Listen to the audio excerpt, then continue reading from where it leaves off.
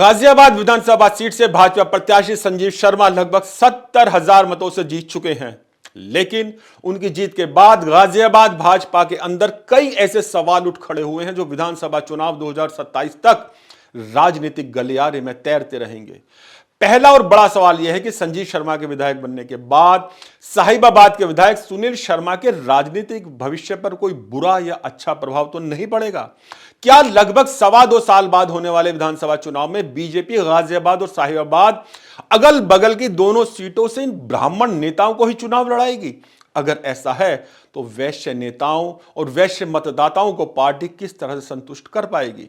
परंपरागत रूप से वैश्य प्रभाव वाला विधानसभा क्षेत्र कहे जाने वाले गाजियाबाद में 2027 के चुनाव में वैश्य भावनाओं का ध्यान रखा गया तो वैश्य प्रत्याशी कौन हो सकता है? अगर दोनों ब्राह्मण नेताओं को बराबर की सीट से आम चुनाव में लड़ाया जाएगा तो वैश्य समुदाय को संतुष्ट करना एक बड़ी चुनौती रहेगी। और अगर किसी एक को ही चुनाव लड़ाया जाएगा तो वो कौन होंगे, संजीव शर्मा या सुनील शर्मा? एक संभावना यह भी है कि साहिबाबाद के विधायक सुनील शर्मा को एमएलसी या राज्यसभा सदस्य बना दिया जाए और साहिबाबाद सीट पर संजीव शर्मा को लड़ा दिया जाए।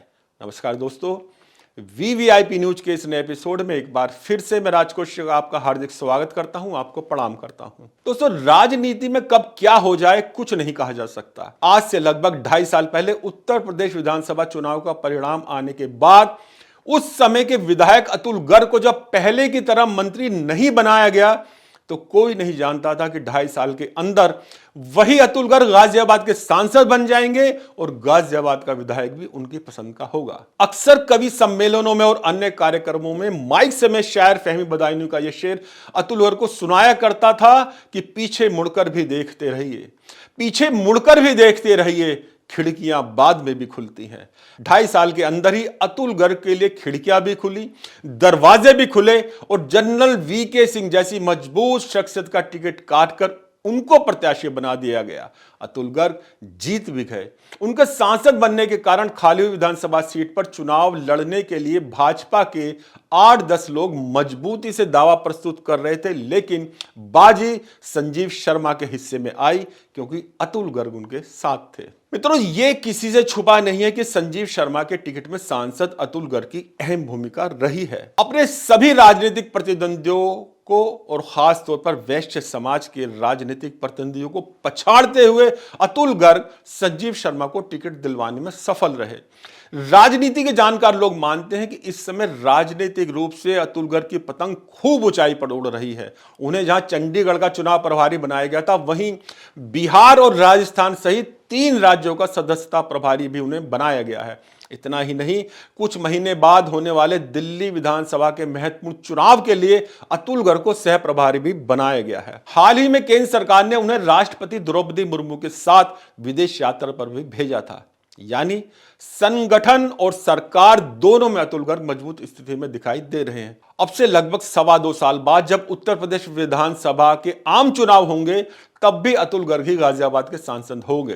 राजनीतिक गलियारे में चर्चा जोरों पर है कि उस समय भी अतुल गर्ग की ऐसी ही प्रभावशाली भूमिका रही तो संजीव शर्मा और सुनील शर्मा में से कौन नेता उनकी ज्यादा पसंद का होगा? निश्चित रूप से यह तार पर चलने जैसा मामला है, लेकिन उस समय देखना खासा दिलचस्प रहेगा कि अतुल गर्ग क्या राजनीतिक गोटियां फेंकते हैं। आम चर्चा है कि 3 बार के विधायक और लोकसभा चुनाव से ठीक पहले योगी मंत्रिमंडल में कैबिनेट मंत्री बनाए गए सुनील शर्मा की भी संगठन और सरकार में अच्छी पकड़ है। अगर 2027 में संजीव शर्मा को साहिबाबाद लाने का निर्णय लिया जाता है तो उसके लिए सुनील शर्मा को और बड़ा पद और रुतबा दिया जा सकता है।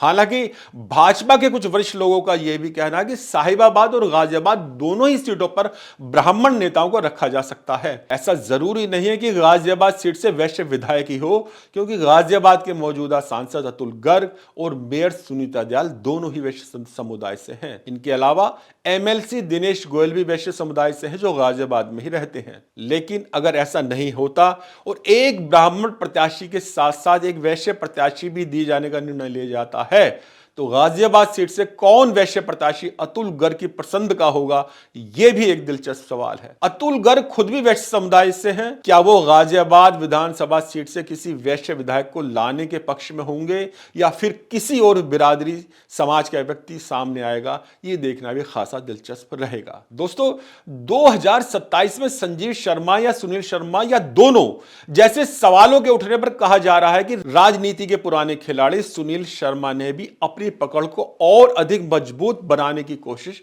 शुरू कर दी है। सुनील शर्मा के पक्ष में एक बात यह भी जा रही है कि दूसरे ब्राह्मण नेता संजीव शर्मा के चुनाव में वो घर पर नहीं बैठे और बराबर चुनाव में दिखाई देते रहे, यानी दृश्य पर बने रहे। जिस तरह से लोकसभा चुनाव से ठीक पहले उन्हें योगी मंत्रिमंडल में कैबिनेट मंत्री बनाया गया, उसे देखते हुए उनके समर्थकों का कहना है कि सुनील शर्मा के राजनीतिक महत्व को भी संगठन और सरकार ने समझा है, इसलिए उनके साथ 2.25 साल बाद कोई अन्याय हो सकता है, इसकी कोई संभावना नहीं है। मित्रों, ये चुनाव परिणाम न सिर्फ गाजियाबाद भाजपा के लिए बल्कि प्रदेश स्तर पर देखें तो भाजपा, सपा, बसपा और कांग्रेस चारों प्रमुख दलों के लिए कुछ विशेष संदेश लेकर सामने आया है। जैसा कि हम सभी जानते हैं कि गाजियाबाद में मतदान का प्रतिशत सबसे कम लगभग 33% ही रहा। आमतौर पर माना जाता है और राजनीति के दिग्गज खुलकर इस बात को कहते भी हैं कि मतदान के दिन मुस्लिम और दलित समुदाय के लोग ज्यादा संख्या में घरों से बाहर निकलते हैं और मतदान करते हैं, जबकि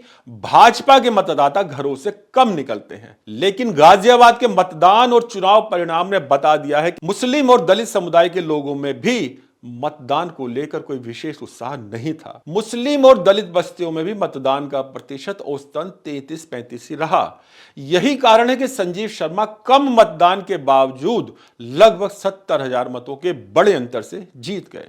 मुस्लिम और दलित समुदाय के मतदाताओं के दिल में मतदान को लेकर उत्साह न होना राजनीतिक दृष्टि से बहुत ही महत्वपूर्ण माना जा रहा है। जिस तरह से मुस्लिम मतों पर अखिलेश यादव की समाजवादी पार्टी का एकाधिकार माना जाता रहा है, इस बार इस चुनाव परिणाम ने उस पर सवाल या निशान लगा दिया है। गाजियाबाद में जहां मुस्लिम मतदाताओं में सपा को लेकर कोई जोश दिखाई नहीं दिया, वहीं नजदीकी मुरादाबाद जनपद की मुस्लिम बाहुल्य विधानसभा सीट कुंदरकी पर भाजपा प्रत्याशी का 1,40,000 मतों के बड़े अंतर के साथ जीतना यह बता रहा है कि वहां मुस्लिम मत भी भाजपा को बड़ी संख्या में मिले हैं। उस क्षेत्र में 65% आबादी मुस्लिम है। वहां हुई भाजपा की जीत अखिलेश के लिए 2027 तक खतरे की घंटी बनी रहेगी। कुंदरकी सीट जहां भाजपा ने 31 साल बाद जीती है, वहीं कटहरी उस सीट पर 33 साल बाद भाजपा का झंडा लहराया है। इसी तरह का ट्रेंड अगर दूसरे स्थानों पर भी चल पड़ा तो वास्तव में समाजवादी पार्टी के लिए यह एक बहुत बड़ी चुनौती होगी। कुंदरकी और कटहरी सीट की ऐतिहासिक जीत के साथ साथ भाजपा एनडीए ने उत्तर प्रदेश में 9 में से 7 सीटों पर चुनाव जीता है, जबकि सपा की जीत मात्र 2 सीटों पर सिमट कर रह गई है। इस चुनाव परिणाम ने जहां मुख्यमंत्री योगी आदित्यनाथ के राजनीतिक खत को बढ़ाया है, वहीं साफ साफ ये भी बता दिया है कि अखिलेश यादव का पीडीए लोकसभा चुनाव की तरह इस बार बिल्कुल नहीं चल पाया है। हालांकि यह भी कहा जाता है कि आम चुनाव और उपचुनाव के समीकरण अलग अलग होते हैं। उपचुनाव में मतदाता ये मानकर चलता है कि उसके किसी भी फैसले से सरकार पर कोई असर नहीं पड़ेगा, इसलिए वो स्थानीय मुद्दों को ज्यादा महत्व देता है। लेकिन उपचुनाव के परिणाम से मतदाताओं की सोच और पसंद का थोड़ा बहुत आभास तो होता ही है। अगर गाजियाबाद विधानसभा सीट की बात करें तो पिछड़े, दलित और अल्पसंख्यक यानी पीडीए मतदाताओं की संख्या यहां लगभग 75% है, जबकि अखिलेश के प्रत्याशी सिंहराज जाटव मुश्किल से ही अपनी जमानत बचा पाए हैं। भाजपा इस उपचुनाव में पिछड़ों के बीच में संदेश देने में कामयाब रही है कि पिछड़ों के नाम पर अखिलेश यादव सिर्फ यादव मतदाताओं को इससे माथे पर बैठाते हैं। लोकसभा चुनाव परिणाम में जिस तरह दलित मतदाता अखिलेश के साथ जाता हुआ दिखाई दिया था, ऐसा भी इस चुनाव में देखने को नहीं मिला। दलित प्रत्याशी होने के बावजूद सपा के सिंहराज जाटव को मात्र 27,595 वोट मिले हैं। दूसरी तरफ गाजियाबाद में जिस तरह से बसपा प्रत्याशी परमानंद गर्ग मात्र 10,736 वोट प्राप्त कर अपनी जमानत भी नहीं बचा पाए, उससे स्पष्ट हो रहा है कि दलितों का रुझान मायावती की तरफ अब नहीं है। ये दोनों बातें बता रही हैं कि दलित मतदाता भाजपा को ज्यादा मिले हैं। मित्रों, अगर प्रतिशत में बात की जाए तो समाजवादी पार्टी कांग्रेस के संयुक्त प्रत्याशी सिंहराज जाटव को 17.94%, बसपा प्रत्याशी को 6.98 और 96,940 मत प्राप्त करने वाले भाजपा के संजीव शर्मा को 63.05% वोट मिले हैं। जब दलित समुदाय से सिंहराज जाटव को सपा कांग्रेस का संयुक्त प्रत्याशी बनाया गया था तो तमाम भाजपा विरोधियों को लग रहा था कि वो चुनाव जीत जाएंगे, लेकिन राजनीति के जानकारों को एक दिन भी चुनाव जीतना तो दूर, संघर्ष करते हुए भी सिंहराज दिखाई नहीं दिए। इसका एक बड़ा कारण यह है कि वो कहने भर के लिए संयुक्त प्रत्याशी रहे।